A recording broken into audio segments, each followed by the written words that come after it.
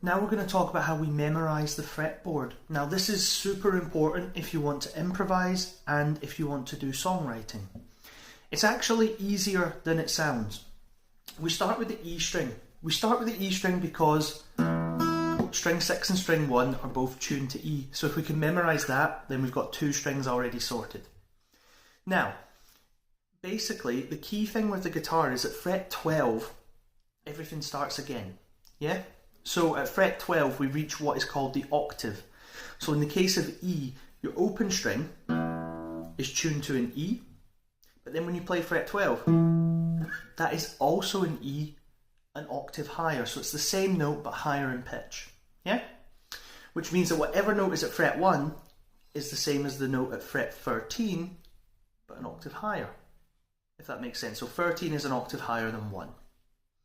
Fret 3. If you go to fret 15, that's then an octave higher. So, really straightforward.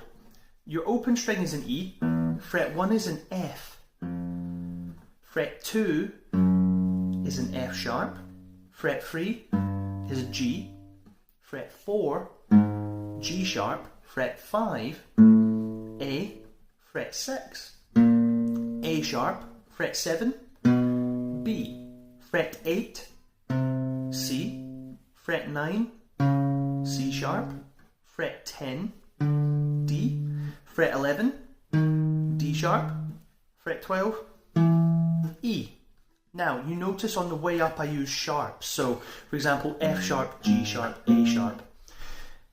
They do have what we call enharmonic equivalents, which are notes that are the same but with different names. So, for example, an F sharp is the same as a G flat.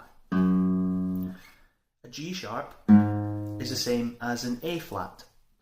A sharp is the same as a B flat. C sharp, same as a D flat. And D sharp is the same as an E flat. Now it's up to you if you want to use flats or sharps.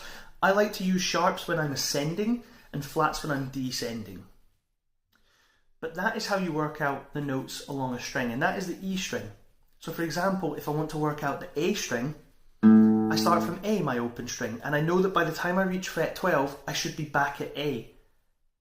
And I just work through it again, because the actual notes aren't going to change. I'm still going to have the same notes that I had on this string, just at different pitches.